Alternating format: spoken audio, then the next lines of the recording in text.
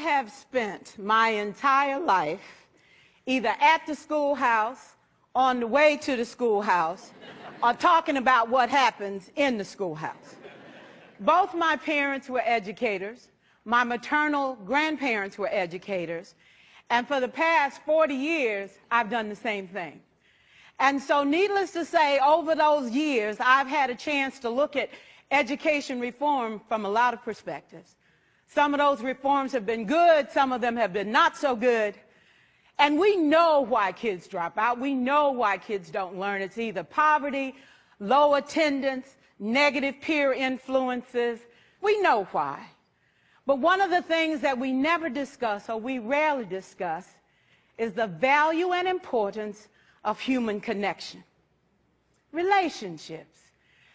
James Comer says that no significant learning can occur without a significant relationship.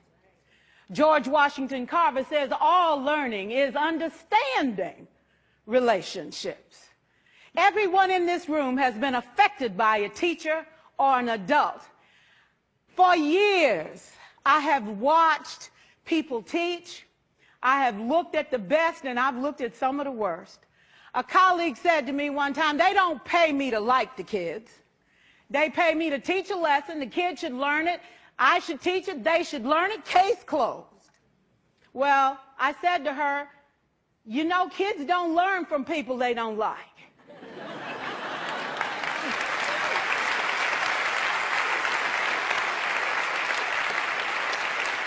She said, that's just a bunch of hooey.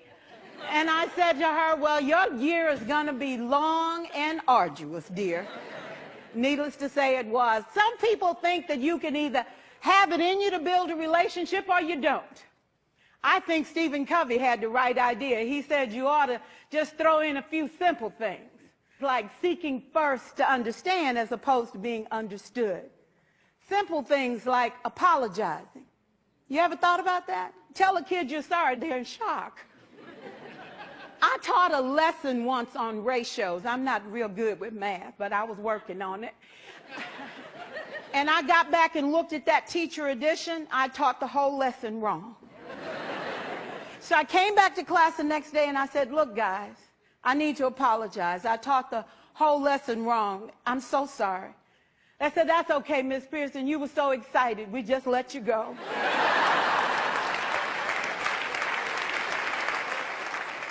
I have had classes that were so low, so academically deficient that I cried. I wondered, how am I going to take this group in 9 months from where they are to where they need to be? And it was difficult. It was awfully hard. How do I raise the self-esteem of a child and his academic achievement at the same time? One year I came up with a bright idea. I told all my students, you were chosen to be in my class.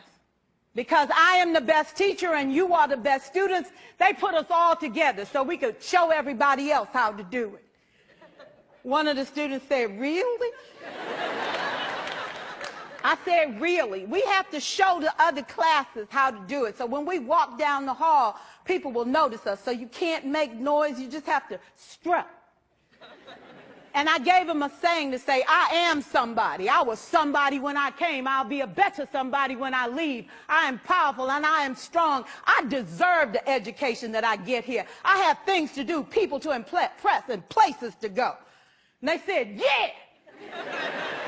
You say it long enough, it starts to be a part of you. And so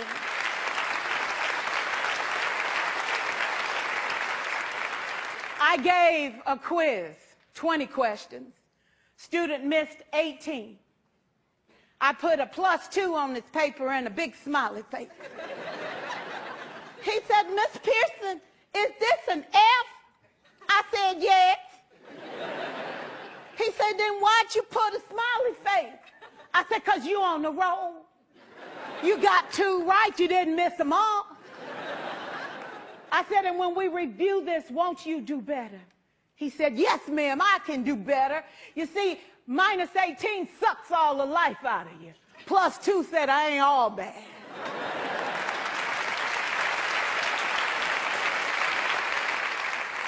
4 years, I watched my mother take the time at recess to review, go on home visits in the afternoon, buy combs and brushes and peanut butter and crackers to put in her desk drawer for kids that needed to eat, and a washcloth and some soap for the kids who didn't smell so good. See, it's hard to teach kids who stink. And kids can be cruel. And so she kept those things in her desk, and years later, after she retired, I watched some of those same kids come through and say to her, you know, Miss Walker, you made a difference in my life. You made it work for me. You made me feel like I was somebody when I knew at the bottom I wasn't. And I want you to just see what I've become. And when my mama died 2 years ago at 92, there were so many former students at her funeral. It brought tears to my eyes, not because she was gone, but because she left a legacy of relationships that could never disappear. Can we stand to have more relationships? Absolutely. Will you like all your children? Of course not. And you know your toughest kids are never absent. Never. You won't like them all, and the tough ones show up for a reason. It's the connection. It's the relationships. And while you won't like them all, the key is they can never, ever know it. So teachers become great actors and great actresses, and we come to work when we don't feel like it, and we listen to policy that doesn't make sense, and we teach anyway. We teach anyway because that's what we do. Teaching and learning should bring joy. How powerful would our world be if we had kids who were not afraid to take risks, who were not afraid to think, and who had a champion? Every child deserves a champion, an adult who will never give up on them, who understands the power of connection and insists that they become the best that they can possibly be. Is this job tough? You betcha. Oh, God, you betcha. But it is not impossible. We can do this. We're educators. We're born to make a difference. Thank you so much.